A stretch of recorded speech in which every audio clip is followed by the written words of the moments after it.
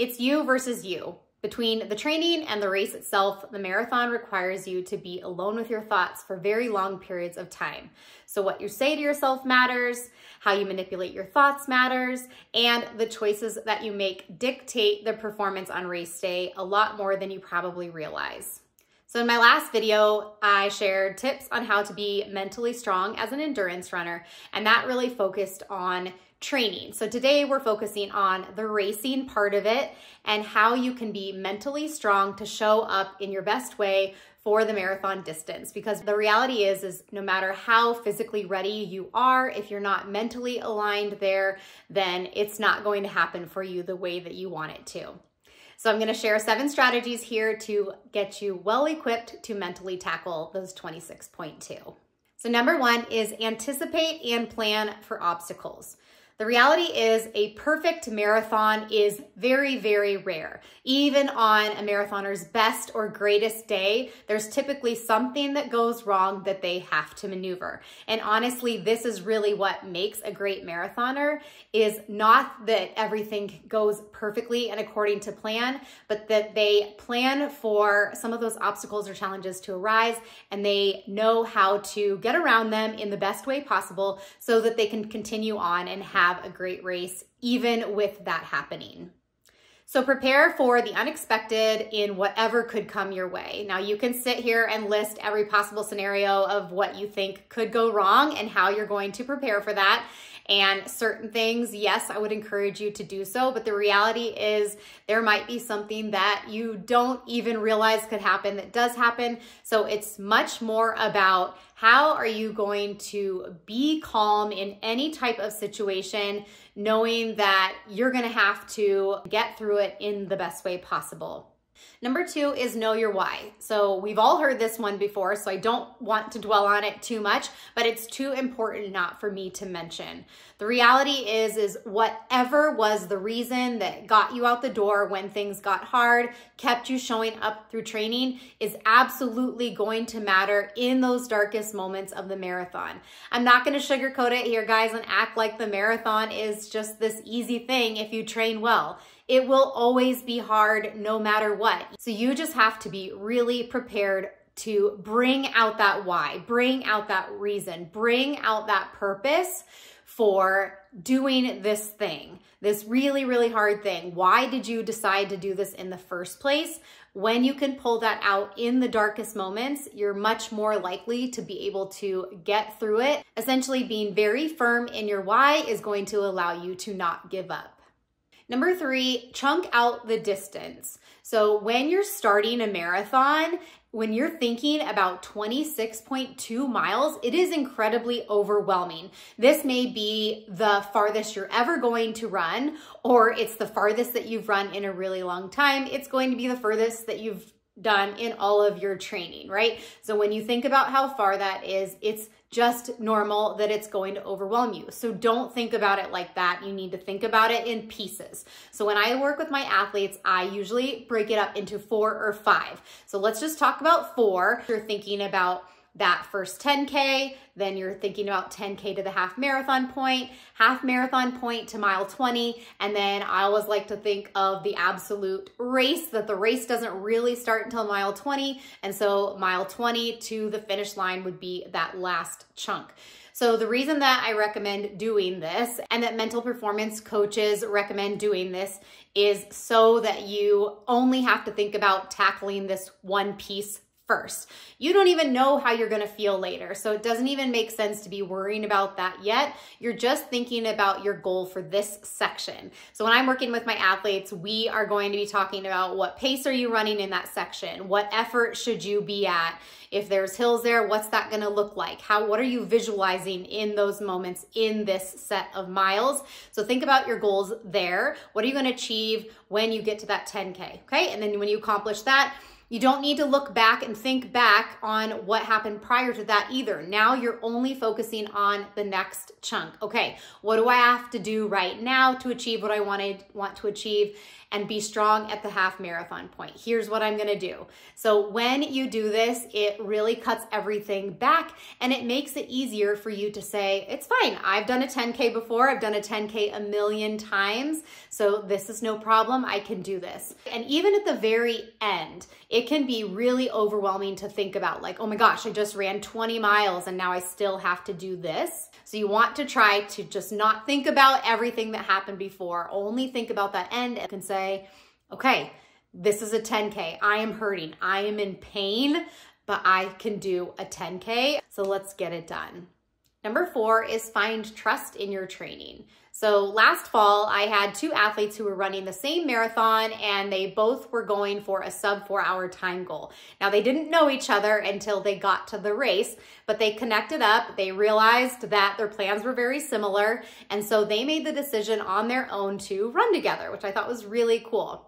So along the way, they told me later that they were joking that they kind of kept tapping into the same mantra of trust your training, trust your training. So much so that it kind of became a joke as they went along and really just kept them in a good spirits and focusing back on everything that, yes, they had done in training, that I had told them this, and that they were ready, that they were prepared, that they could do this. So because the mind is so powerful, I feel like this was a really important component for them. So when you're able to really tap into a lot of the aspects of your training that went well, it allows you to just really be comfortable in whatever your plan is and not do anything rash, not do anything crazy. Because when you start lacking confidence in the middle of the race, it often allows you to make poor decisions and go outside of what you had originally planned on doing. When you trust the training, when you trust the plan, it's much easier to just keep following it, knowing that this is all going to work out. So kind of like we talked about in the beginning, the training piece is the physical piece that's preparing you for race day. And you can step on a line feeling like, okay, I did everything possible that I could have done to show up ready.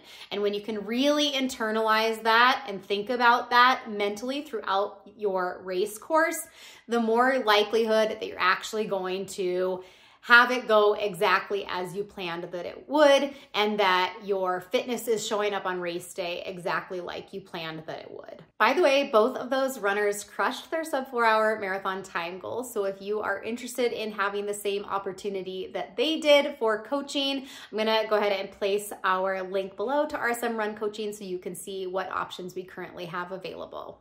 All right, number 5, visualize what you want to achieve. So one of my favorite quotes is affirm it, visualize it, believe it, and it will actualize itself. Now, that might sound a little bit woo-woo, and it doesn't mean that you do not have to absolutely put in the work first necessary to get the goal, but the work alone isn't going to get you there. Once you can actually visualize this in your mind, everything and how it's going to play out, that's when all of the pieces start coming together. Now, earlier we talked about, being prepared for things that go wrong. Obviously, you're not going to visualize those things happening. You don't want them to happen, but that's still something that's really important for this work. However, I still very strongly believe in visualizing all the positive things that are going to go in your race, exactly how you want to look. How do you want to feel? How do you envision yourself crossing the finish line? What time is on your watch when you cross the finish line? What are the spectators doing? What does the scenery look like? When you can really visualize all of those pieces together, it's amazing how on race day, it's just this wonderful feeling when it all kind of starts clicking along and you're thinking, yes, this is exactly how I wanted it to go. And so when you can really visualize yourself in those moments, affirm that it's going to happen, you start to truly believe that you are capable of this, and then it happens. That's the magic race day that you're hoping for. So number 6 is one that I think is really surprising to people, and that's conserving mental energy. So people are very familiar with, if they watch enough of my videos, they're very familiar with the process of starting slow to finish strong in a marathon, that you want to be conservative on your pace or start at an easier pace than your goal pace, that you don't want to bank time, that you want to bank energy instead. Well, you get to do the same thing with your mental energy. We want to bank mental energy so that you have more mental energy at the end. So just like physical fatigue increases your perceived effort, mental fatigue also increases your perceived effort. So when your brain gets really, really tired, then you're going to see whatever you're doing as harder than you would if you were very of sound mind, clear mind, in a really good mental headspace, which knowing that now, you can see why all of this mental practice beforehand is so important for you having a strong race. It's like when you are in deep mental focus at work, right? You need a break. You guys have probably heard of Pomodoro timers, and it's like 20 or 25 minutes. That's as long as the brain can really handle like deep work, and then it needs a break. This is the same thing. So if you are very hyper-focused right out the gate of your marathon, just imagine how exhausted your brain is going to be when you get to the end. And your brain is going to be exhausted anyway. So you are trying as much as possible to just relax your mind early on. So there's a lot of ways you can go about doing this early on, but it's trying just to take your focus away from all the goals that you have. You want to save a lot of that focus and mental energy for the end of the race. And the last one is run the mile you're in. You are really just focused on that 1 mile, that one target at a time. The reality is you could feel terrible at mile 5 and end up having an amazing race. The crazy thing about the marathon is that anything can happen at any time. And just because you feel bad early on in the race doesn't mean you're going to feel bad later. A lot of times it's a situation where maybe you're feeling really junky at mile 5 and then suddenly you realize at mile 13 you're running the race of your life. So when you just run the mile you're in, it allows you to take away the focus of everything that happened before that, everything that's going to happen after that, and just focus on this very one specific target. So this is similar to chunking, except the chunking I would say is something more that you really plan out ahead of time, whereas you're not going to know how you feel until you're actually in the race. So if you're having a hard time, you just want to get through that particular mile, and maybe that's where one of those challenges arises that we talked about earlier. Okay, what am I going to do right now to make sure that I get to the next mile marker or the next water stop? Then I'm going to reassess how I'm feeling and we'll adjust from there. And all of a sudden, you never know, things might start really, really looking up later on, and you kind of forget about all the rest. And that's when you really start focusing on your energy in that mile and everything that's going really well, so that that kind of carries over to hopefully the next mile. But you're really just focused on that one small piece of a very large race, and that will help you a lot. So guys, there is a reason why such a small percentage of the population runs a marathon. They're grueling, they are hard, and the training itself can be very overwhelming. It's only with mental fortitude that you're going to be able to see it all the way through to the finish line. So if you guys missed my first video in this mindset series, I will link it here right now. Otherwise, thanks for joining me, and I'll catch you in the next one.